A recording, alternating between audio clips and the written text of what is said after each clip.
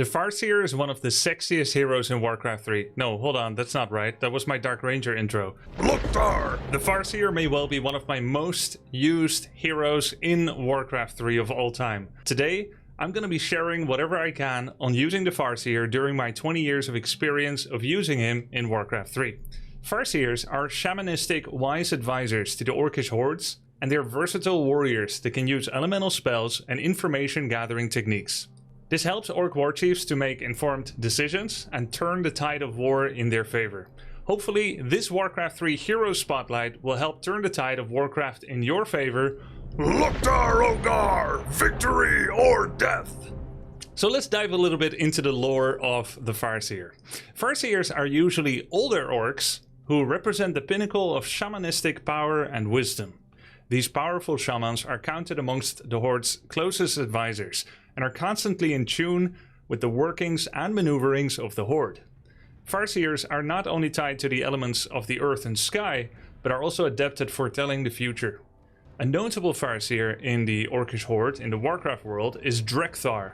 He was a former Farseer and then became leader of the Frostwolf clan, and he was also Thrall's tutor. And that leads us to the next notable Farseer, Thrall himself. Thrall was named Goel at birth, and he was born to Durotan and Draka. Thrall would eventually become War Chief of the Horde, and he founded Durotar and Kalimdor. This is all after Thrall's parents were actually murdered by Gul'dan's assassins shortly after his birth. As they became aware of the plot, Thrall was set afloat on a river by his mother, and he was found by humans. They raised him in the ways of human combat and war. Don't ask me why they thought that's gonna be a good decision. But anyway, the humans had him fight as a gladiator in their arenas, against all manners of creatures. Eventually, Thrall would manage to break free, and then he made it his life's mission to free as many Orcish slaves as possible from the camps of the humans that they made after the Second War had concluded. Thrall had his people's ferocity, but he also possessed of a high level of intelligence, now to be combined with the wisdom of humans' style of waging war. So he was very effective at leading the lost orcs that were once enslaved.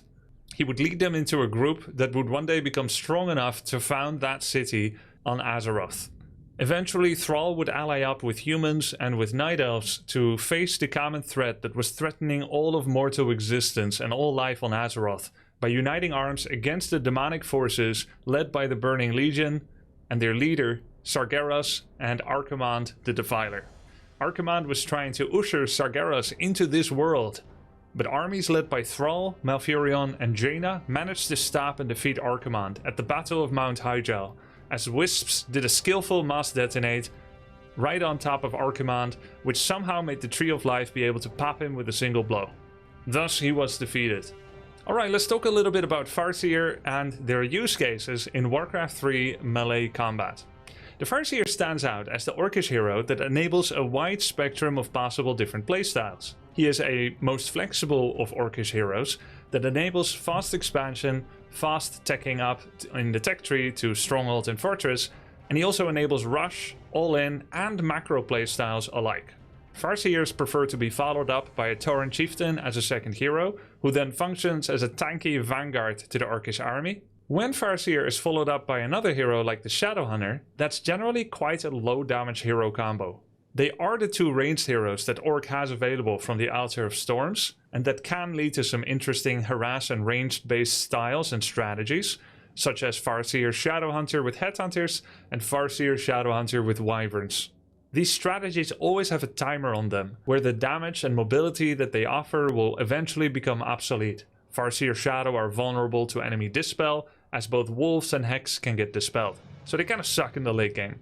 There are some Farseer Firelord rush strategies as well. Both Farseer and Firelord are massive tempo heroes, and so rushing is a great strategy with these two. They're very all-in, but they can be very potent. Let's talk about the three basic abilities that the Farseer has, as well as his ultimate ability. Later I'll go through stats of the hero, as well as how to use him. But first, let's talk about the first ability, Chain Lightning. The Farseer hurls a bolt of damaging lightning at the target enemy, which will then arc over to secondary enemies that are nearby. Each jump deals 10% less damage than the previous target that has been hit. Chain Lightning is on a 9-second cooldown, costs 110 mana, and can be cast from a range of 700 range away. This ability can hit ground and air targets, but cannot hit mechanical targets. It must be organic flesh. Level 1 Chain Lightning will impact on 4 enemies. Level 2 Chain Lightning hits 6 enemies. And level 3 Lightning hits 8 enemies. The maximum jumping distance to find additional targets near the initial impact is 500 range. If no enemies can be found, then Chain Lightning will stop bouncing. Additionally, Chain Lightning cannot hit the same target twice. So it's not going to go in circles or bounce between 2 targets over and over. Because of the behavior of Chain Lightning, and that it always goes to the nearest target first, preferring a nearer target rather than a further target, care should be taken when casting Chain Lightning. If you cast it in the middle of a group of enemies, there is a chance that it will find a number of enemies while going to the edge of that group, but then will not be able to find another valid target on the other side of the middle. So it's the safest to cast it on the edge of a group of enemies, then it will be more likely to be able to hit the maximum amount of valid targets. Chain Lightning does 90% of its pre-mitigation previous impact damage to the next target. Level 1 Chain Lightning does 85 damage, and it will then do 90% of 85 damage to the second target, and it will do 90% of that second target's damage to the third target. Even if any of the targets had magical resistance, that does not affect the next amount of damage that is being taken. It is the pre-mitigation damage that counts. Chain Lightning cannot hit any targets that are outside of vision. So even if there's 8 valid targets for CL level 3, the moment you lose vision, that's when the Chain Lightning stops bouncing. Neither magic resistance nor ethereal status, which is essentially magic vulnerability, affect secondary or tertiary targets. It only affects the single unit being damaged with more or less magic damage. It does not affect the rest of the chain. Chain Lightning actually has a small impact delay when it lands on an enemy. When you see the animation of Chain Lightning connecting with a target, it takes exactly 1/4 of a second for the damage to register. During this 1/4 second, you could turn on a potion of lesser invulnerability in order to block the damage entirely. This is also why people are sometimes town portaling with a low hero, and you see the Chain Lightning arc forth towards that hero, but they end up not dying, as a town portal scroll actually offers invincibility as well. Once the damage is actually being applied and the health disappears from the target, it is exactly that moment that makes the Chain Lightning find the next target. So it takes 1/4 second per target for Chain Lightning to bounce forth. That means that Chain Lightning level 3 is, with a total of 8 targets, taking a total of 2 seconds to apply all of its damage to the 8 different targets.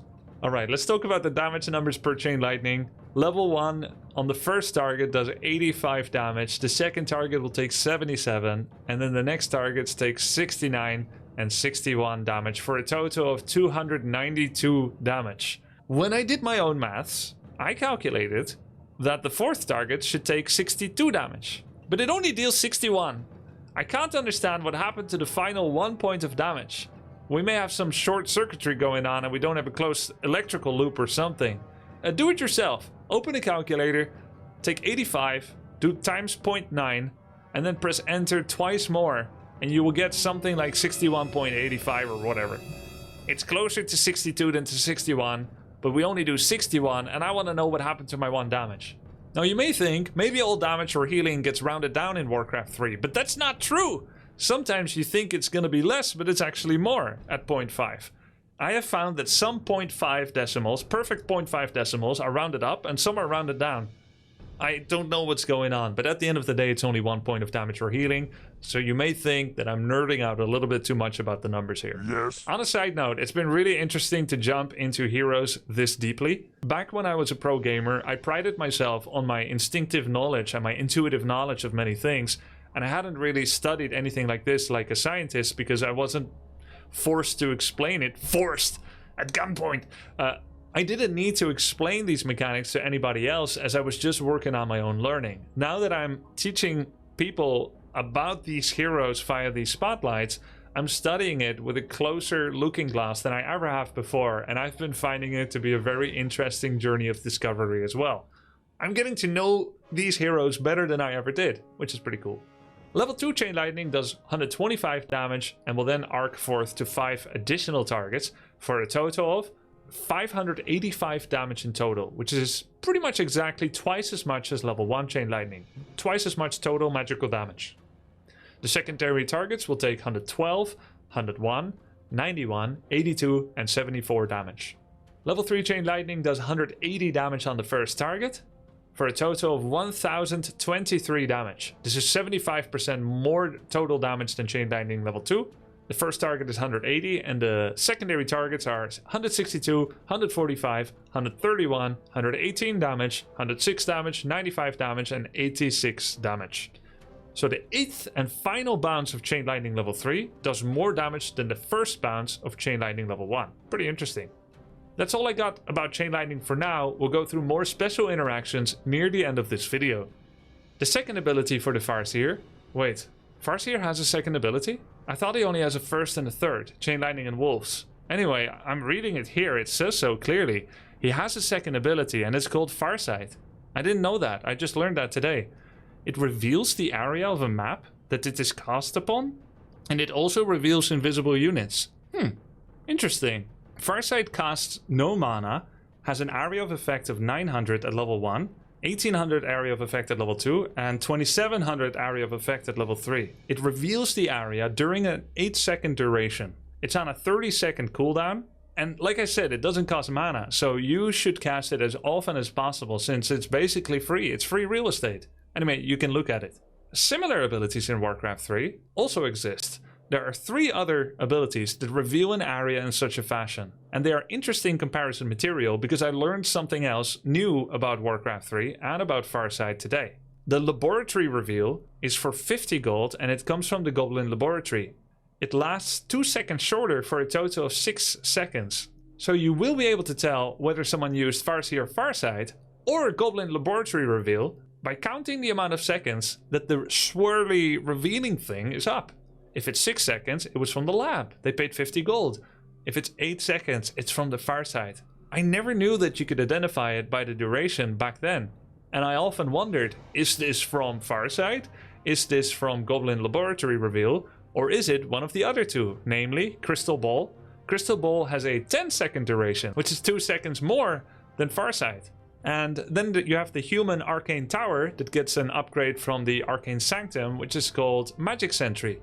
This allows an Arcane Tower on a longer cooldown to do a 15-second reveal in a certain area, which is 7 seconds longer than Farsight. So it's 6, 8, 10, and 15 seconds.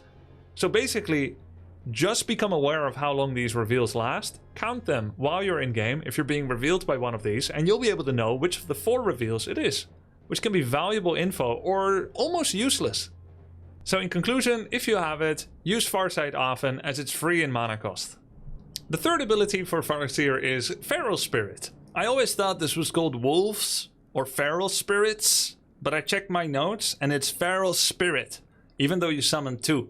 Feral Spirit summons 2 Spirit Wolves to fight enemies for 60 seconds. At a mana cost of 85 mana and with a 30-second cooldown, it's a pretty spammable spell. The duration of the wolves is 60 seconds, but the cooldown is 30, so you can summon them again before the first wolves have disappeared naturally. Casting Feral Spirits again in such a fashion will unsummon existing wolves that you summoned.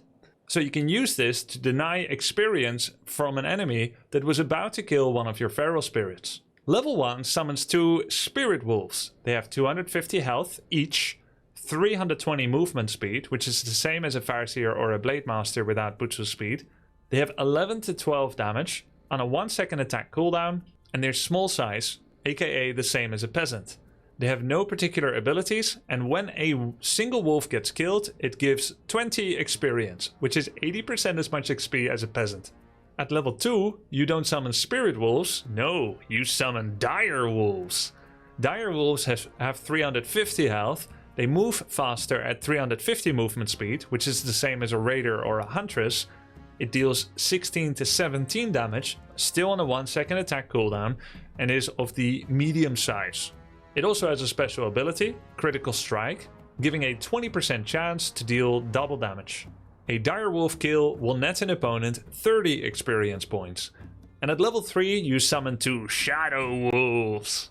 Shadow Wolves have 500 health, Also 350 movement speed with a 21 to 22 damage on a 1-second attack cooldown. They are large size. Neither medium or large wolves can fit through single gap openings between buildings. They also have that 20% crit for double damage, but they have a second ability, which is invisibility. They will only reveal themselves when they perform an attack, and then they will remain visible for 2 seconds and then pass back into invisibility. A Shadow Wolf kill will net an opponent 42 points of experience.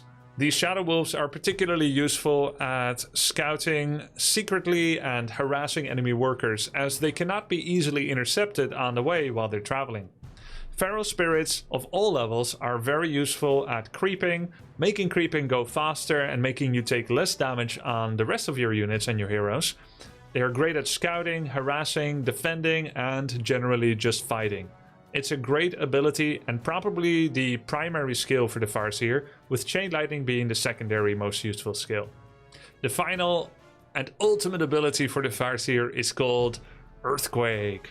Earthquake makes the ground tremble and break, causing 60 damage per second to enemy buildings and slowing all enemy units caught inside of it by 75% within its area of effect.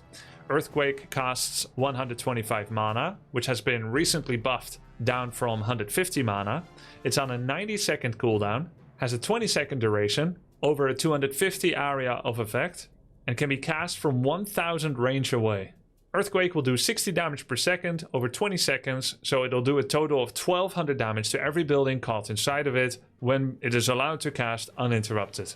Earthquake is mostly good to do base trading, base raiding, base leveling, base destroying, demolition. You can use it in combat as well. It's a bit of a meme. I cast it in combat sometimes. It's actually surprisingly good at locking people down, but because it's a 0 damage spell, you're trading massive slow effect for not having any damage. You can't interrupt it but to summon Chain Lightning and Wolves without losing the spell for the rest of the 90 seconds, so it's not always a good investment when you're constantly fighting an opponent. More likely you would rather level up level 3 Wolves and level 3 Chain Lightning over picking your ult. Overall, it's not a very good ult. Here's how I ranked it in my Hero Ultimate tier list. Let's go a little bit deeper into the detailed use cases for the Farseer as a hero for the Orcish race. Farseer is only ever used as a first hero. There's very little reason to ever want him as a second or a third hero. And this is because the Farseer is quite a poor scaling hero, in that his area of effect damage spell, Chain Lightning, has a drop off in damage and also has a maximum amount of targets that it can impact. This is unlike some other real good area of effect spells like Thunderclap, Frost Nova, War Stomp, Drunken Haze and Fire Breath. Most of these spells don't have any maximum damage cap, and Chain Lightning obviously does. Additionally, Feral Spirits are dispellable and therefore have a potentially limited lifespan when going up against opponents that have access to dispel magic, such as Abolish Magic, Devour Magic, Disenchant, etc. They still have their Reconnaissance and Harass duty, but in combat it doesn't do as much. So we'll only talk about him as a starting hero. Farseer is one of the best starter heroes in the game, and he enables huge areas of plays in a big way. Farseer can single-handedly enable a no barracks fast tech play due to the resummonable and spammable nature of Feral Spirit spell. Each Feral Spirit is about as good as a ghoul. Having 2 free units on demand that resummon and are healthy every time is enough of a reason to be able to completely skip a barracks and to tech straight to tier 2 to get 2 bestiaries and skip grunts and headhunters entirely, if that's what you want to do. Or the Feral Spirits will bolster an already standing tier 1 army of grunts and headhunters to make it even stronger. Farseer covers a lot of the early tier 1 needs that a player needs out of their early game, which make him an excellent starter. He can offer scouting, harass, instant army creation, being ranged, which allows you to get more auto attack uptime. He's a creep speed enabler. He's a creep tanking enabler, with the wolves taking the damage so that the units remain healthy. And before Mirror Image and Blade Master, with that style of Mirror Image, became better recently, he pretty much single-handedly enabled Headhunter openers, as you could tank with the wolves so that Headhunters could creep it without taking any damage. Headhunters are too fragile and vulnerable, so they don't generally want to tank units, and Feral Spirits took that duty. A Blade Master with Mirror Image can now do the same thing, but before it was only the Farseer. Alright guys, it's time for some stats. Get your notepads out. I'm just kidding, chill and relax. But I've got your stats right here. Farseer's primary attribute is intelligence, which means that every point of intelligence offers 1 bonus point of damage as well. Here are his starting attributes: 15 strength, 18 agility, and 19 intelligence. His scaling is 2 strength per level, 1 agility, and 3 intelligence. His cast point is 0.3 seconds. This is a new stat that I've included as I discovered while testing Farseer. Apparently every hero has their own casting delay for spells.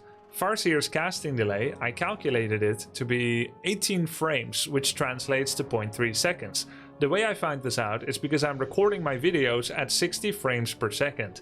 I then started pressing the next frame button in my VLC media player to see how many frames it would take for Chain Lightning to actually arc forth from the Farseer's hand after I gave the command. So I clicked the Chain Lightning while facing my target to eliminate the need for turn rate, and I saw that it took exactly 18 frames. 18 out of 60 frames is 0.3 seconds out of a second. So then I looked it up in the editor because now I was curious, and sure enough, all Orc heroes have a 0.3 cast point, except for the Tauren Chieftain, who has a 0.47 second cast point, which actually explains why the TC's War Stamp and Shockwave animation feel so cancelable.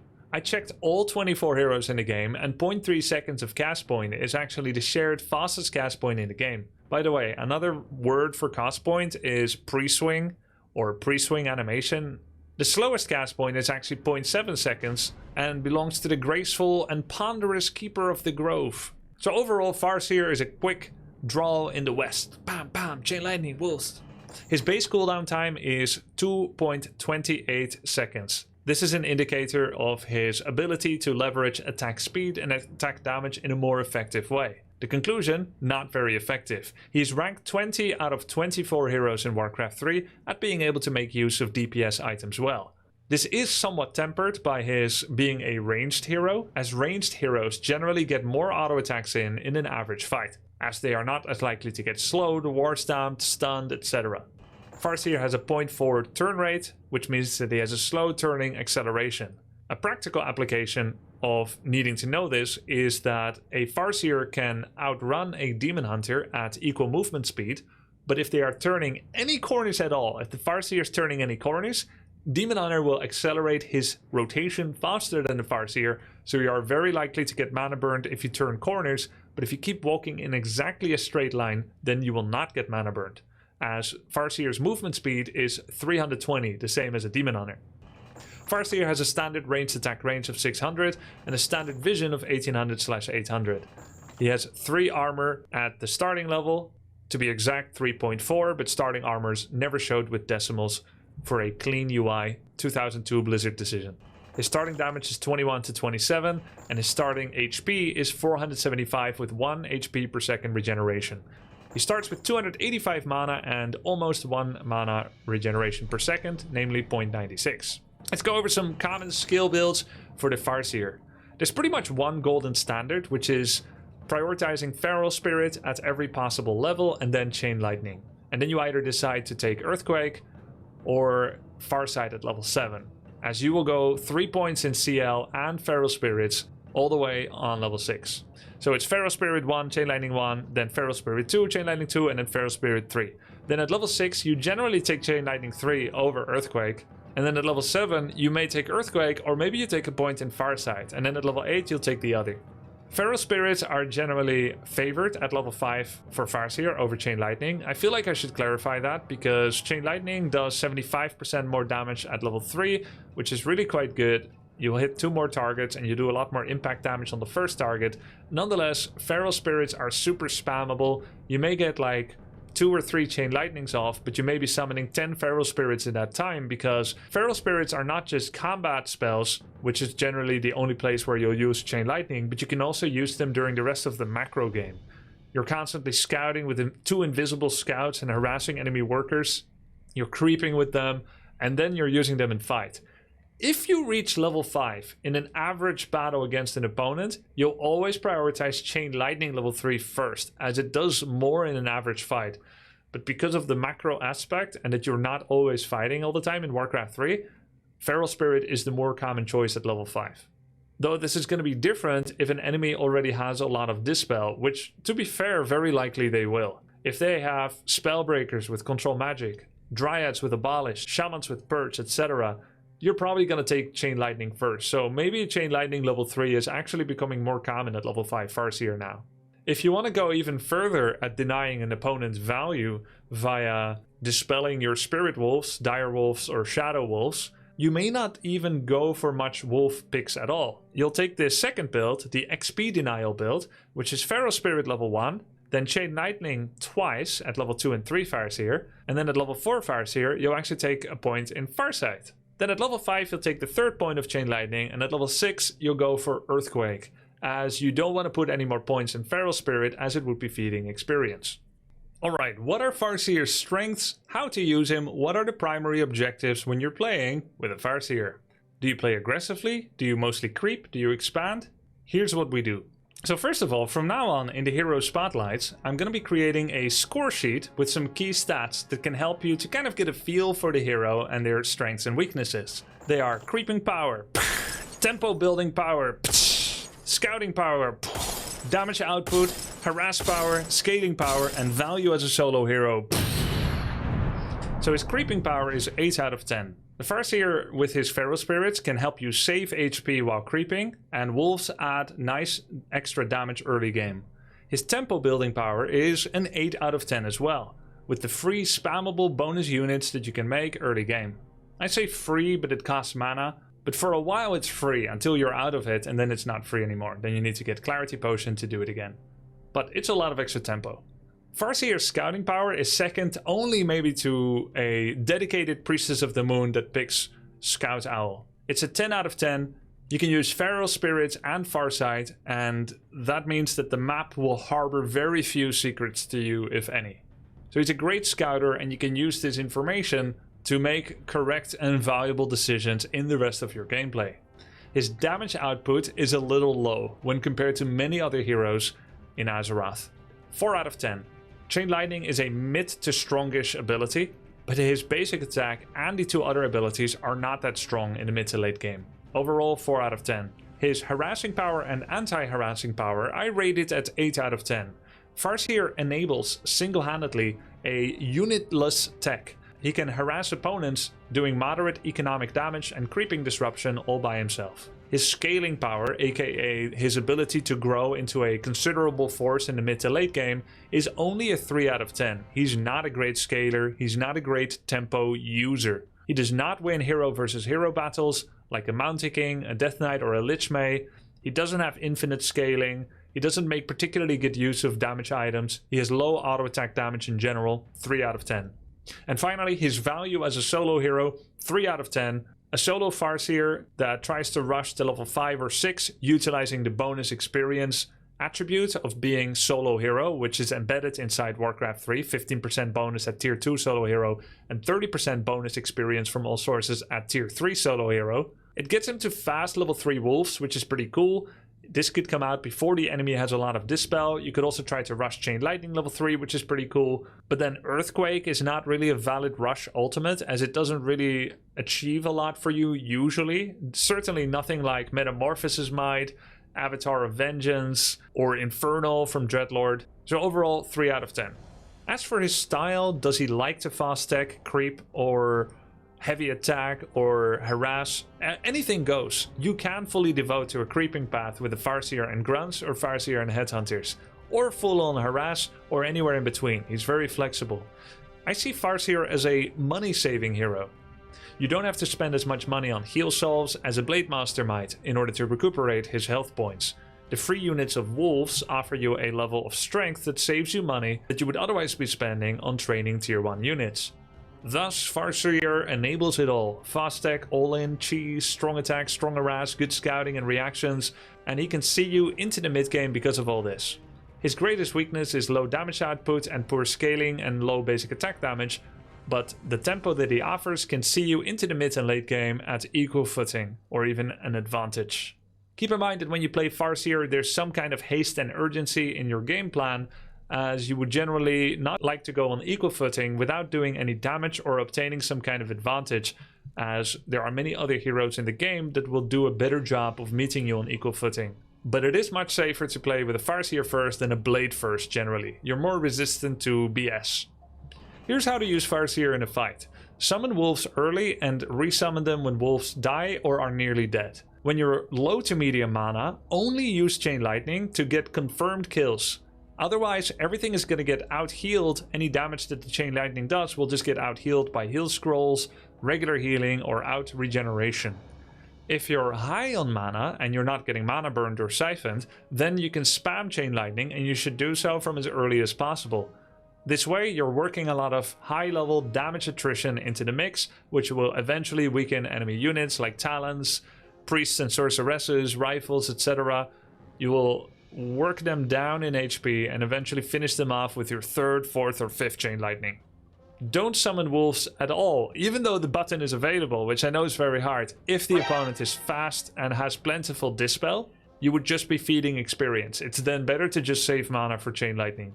Make sure that Farseer is doing constant auto-attacking from a safe range. He's relatively low health, so he's an easy focus target. But because he is ranged, he's not as likely to get kited, and he can do a lot of damage, even though he does relatively low damage, just by keeping up the uptime of his attacks all the time. Keep him safe and keeping an eye out for him and his positioning and the enemy positioning, as he's a prime target for a Coil Nova or a Stormbolt and Focus Fire burst. During the rest of the game, which we call the macro game, anytime you're not fighting, split up wolves for scouting, send wolves together to harass certain worker lines, use Chain Lightning to raid workers in a base attack and a base trade style. You can use Farseer to scout what the opponent is getting, and then you can react to it. When it comes to which items you would like to have on your Farseer, here are the desirable permanents. As I mentioned, he's rank 20 on the 24 BCD, so he doesn't do auto attacks very well. He has 1 agility scaling, so his auto attack isn't very good. You can still add damage on him though, because he's a ranged hero. It's always acceptably fine, so claws and gloves are okay on him if you don't have a blade, which generally you'll never have blades in Farseer. And a ranged hero will get pretty good auto attack uptime in a fight. But here's the really actually good ones. Staff of Teleportation for his reconnaissance and harass playstyle. Mantle of Intelligence, Robe of the Magi, Sobi Mask, Lightning Orb, Pendant of Energy, Circlet of Nobility, always good, and Cloak of Shadows, actually quite nice when you're using Farseer for harass. If you find an early cloak, these days, recently Cloak of Shadows has been rebalanced to also offer invisibility option during the daytime, which is a buff from how it used to be before when cloak could only be used at night. So it's quite good actually when harassing people with it. Popular consumables for the Farseer are as follows. Keep in mind, Farseer is a tempo builder and he's not a tempo user. Therefore, tempo items are extra good for him, such as healing, mana, and mobility. As a ranged hero that often carries Town Portal, Invulnerability Potion, which is good on every hero in the game, is a nice to have, but it's not as crucial as on some other heroes. The consumables that Farseer likes are Town Portal Scroll, Scroll of Speed, Scroll of Healing, Heal Salve, Clarity Potion, and Mana Potion. When it comes to desirable buff abilities you want to add on him, anything is fine, like Bloodlust, War Drums is fine, but the one that really matters on Farseer is Spirit Link. Because he's a relatively low health target, having a Spirit Link on him can be quite useful. Though I will say you don't often go Spirit Walkers as a Farseer player, so this section might as well be empty. For people that are playing against Farseer, I like to add a little counter section, just to kind of cover the hero in a complete way, and we've been doing this for some other spotlights as well. Here's how to counter Farseer in battle. Dispel his wolves, protect your workers from wolf harass, such as with Arcane Tower and the Rubian Tower. You can get magic immune units like the Destroyer, the Dryad, and the Spellbreaker. They're all very good against Farseer. Then you could get heal scrolls to offset the value of Scroll of Healing. You could get heal scrolls to offset the value of Chain Lightning. You could slowly trickle damage into him and then quickly target him down with some burst like a Stormbolt or Coil Nova because he's quite fragile. And then in terms of in the macro game, you will need to try and survive and mitigate his early harass. The step 1 of mitigating it is expecting it. Step 2 is play safe and try to head into the late game, as you are most likely going to scale better than a Farseer player. You need to scout well, because Farseer is often a sign that an orc is going to do something kind of cheesy, like Wyverns, Raiders, or Bat Riders, or a big Berserker all-in. You can check for Orc's expansions, as that is one way that a Farseer's tempo can try to get the orc player ahead. Check for expansions, and then check which fast tech route the orc is going for if he is covering his fast tech with the distraction of Farseer Harass. Alright, we've come to one of the most exciting sections of the entire spotlight. Here is when I'm gonna be going through all the available tricks and special interactions that the Farseer has. My list of Dark Ranger special interactions was pretty small, and the same for Warden. But I'm a bit more of an expert on this hero, so it is quite a large list. Here we go. Feral spirits give experience when they die, so if you resummon them at the right time, you can deny an enemy kill on them, thereby denying experience. Because of this, you need to look at the cooldown and duration of a feral spirit, which is 60 seconds for the duration and 30 seconds for the cooldown. That means when you are near a human base and you just summoned wolves, you should not immediately send them into the militia. There's a chance that they get stuck, and then the first half of its summoning duration, you can't resummon yet, but the second half of the duration you can. So try to summon wolves 20 seconds before you go into a death trap, then use them in the death trap to harass some deep harass, and then 10 seconds later you can already resummon them to deny experience. You should still try to make each wolf as valuable as possible. Don't let them die just cause. You're still going to try and preserve and stretch out their life in order to extend the maximum amount of duration of harass. But the resummoning is a nice XP denial tool that is unique to the Feral Spirit, as there's no other ability in the game where summoning it unsummons the previous one. You can have multiple instances of Force of Nature Trance. You can have multiple instances of Carrion Beetles from the Crypt Lord. You can have multiple Water Alligiggles, but you can't have multiple Feral Spirits. Trick number 2. Feral Spirits, and then immediately split your wolves. Oftentimes, when an opponent sees that you summon Feral Spirits, they are going to immediately target a Dispel in front of the Farseer, which is where they're going to appear. By quickly splitting the wolves one each side, you are likely going to dodge 1 or 2 Dispels from a Priest, and then they will need to spend extra APM and brain power in order to retarget the 2 wolves that have now been split. It's a good habit to dodge enemy targeted Dispels. It works against all players except the very best and fastest players, so at my level it doesn't do as much anymore, and probably I shouldn't summon wolves at all anymore, but I love them, so sometimes I try anyway. Trick number 3. Feral Spirits and Control Magic. I have a confession to make. This is my YouTuber apology. I actually lied to you guys earlier on. What? For simplicity's sake, I assure you. I was gonna come back to this later, I swear, and I'm coming back to it now. I said before that summoning Feral Spirits will unsummon any Feral Spirits that you already own. That is not 100% true.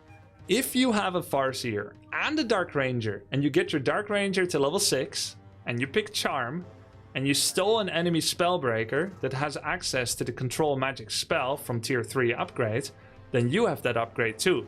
If then an opponent's Spellbreaker Control Magic steals your Feral Spirit, which you then steal back with your Charmed Spellbreaker, then you steal the wolf back, you will retain control of that wolf. Even if you were to resummon wolves again, you would then have 3 Feral Spirit wolves.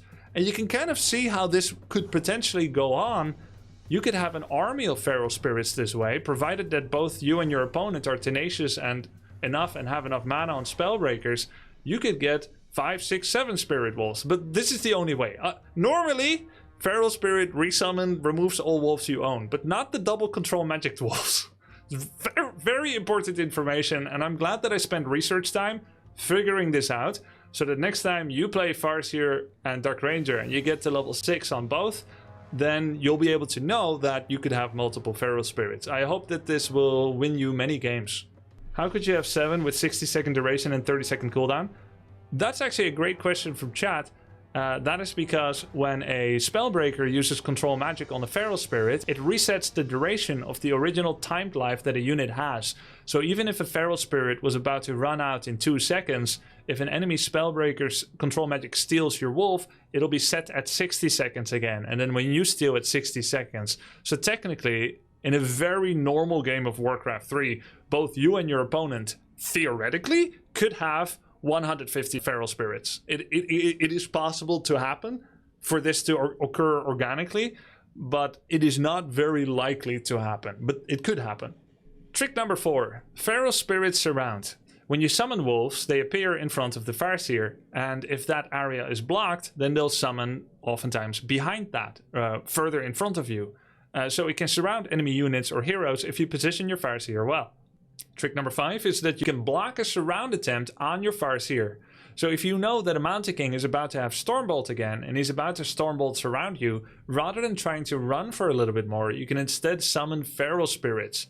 Those Feral Spirits will summon in front of you.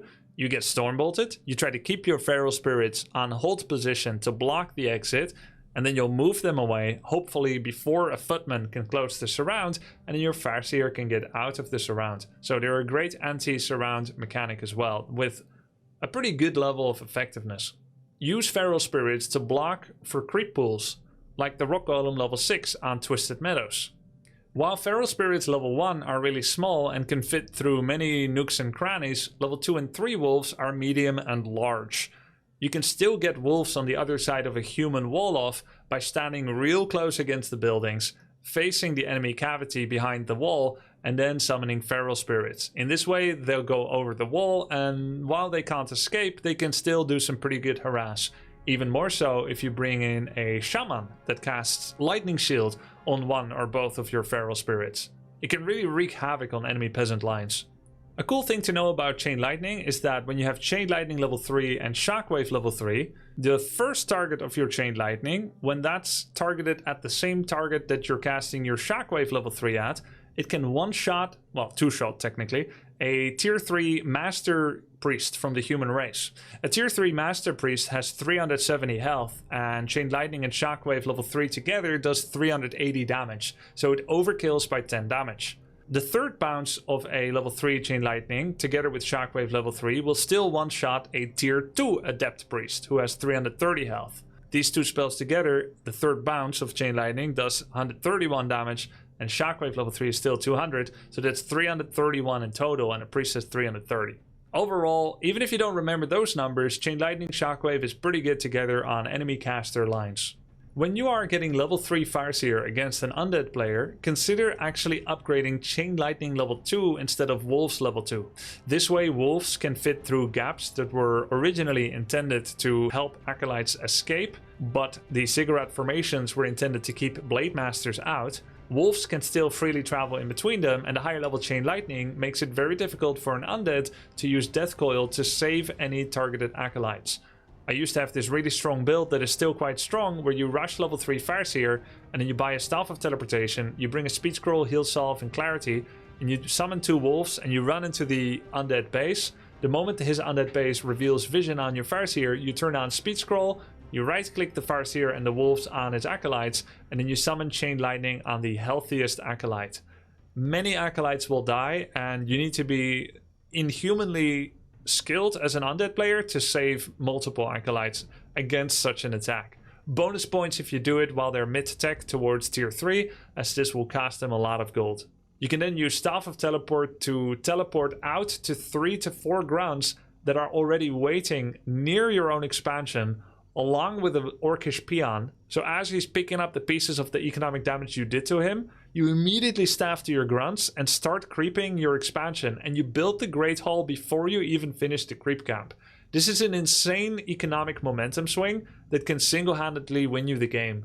You then make 1 or 2 bestiaries, and you just make a lot of tier 2 army as he's struggling for money, and you soon are going to be having 2 bases.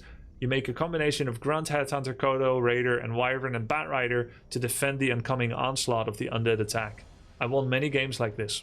One interaction that I already kind of alluded to is that Farseer takes 8 seconds, which separates it from the 6, 10, and 15 second of other types of reveal. They all have the same animation, so keep in mind that when Farseer gets cast, an astute observer can actually recognize that it is an enemy Farseer that picked this ability when you see the Farsight symbol. Here's a cool trick with Farsight as a dissuasion technique.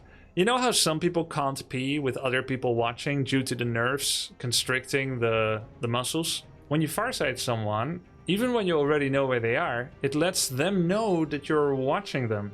They may then stop creeping a camp because you saw them, because it makes them nervous about you, jacking them, creep jacking.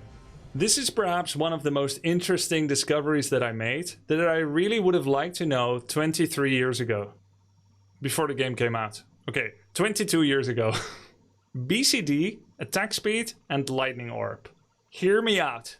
Farseer and Shadowhunter are the two ranged heroes in the Orcish army, so they are the most reliable to get auto attacks off. While Blade Master is the best auto attacker, we're only talking about these two ranged heroes now, as they are pretty interesting when compared to each other.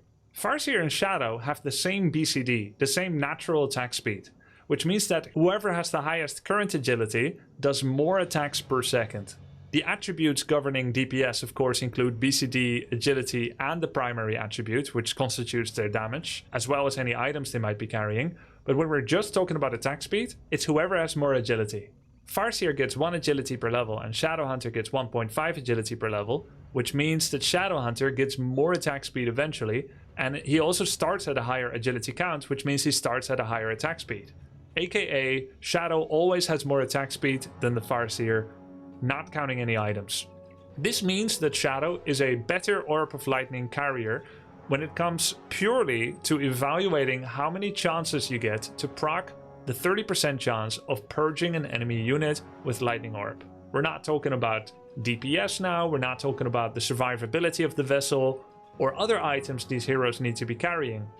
Just when you're evaluating who is a better Orb of Lightning carrier, Shadow is better than Farseer. I did not know this. Here's a second interesting part. This part is about DPS and who to put claws or gloves on. Shadowhunter level 1, 2, 3, 4, 5 and Farseer level 1, 2, 3, 4, 5. Here is their DPS stat.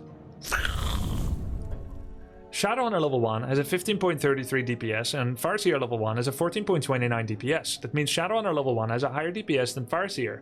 However, as early as level 2, Farseer actually overtakes Shadow in DPS. Despite his higher attack speed, Farseer actually has a higher primary stat gain with 3 intelligence per level, and Shadow only gets 1.5 agility per level. Even though agility is both damage and attack speed, which encapsulates a dual synergy of bonus damage, 3 is a lot more than 1.5. And so even a level 2 Farseer has more DPS than a level 2 Shadowhunter. So when we're not looking at Orb of Lightning, but just wondering who will maximize DPS the most when choosing Claws of Attack and Gloves of Haste, who should I put all of them on together? It's actually the Farseer. Again, not considering who should have the mana items, who has inventory space, etc. Who is the healthiest carrier. Farseer does more DPS. At level 5, Farseer does almost 10% more damage than a Shadow level 5. So he's a slightly better carrier of Gloves of Haste and Claws of Attack than the Shadowhunter. Alright guys, that's it. I hope you are duly armed with this new information about the Farseer and it's going to get you many wins. Or if you don't play the game, you liked hearing me yap about the Farseer in this Orc Hero Spotlight.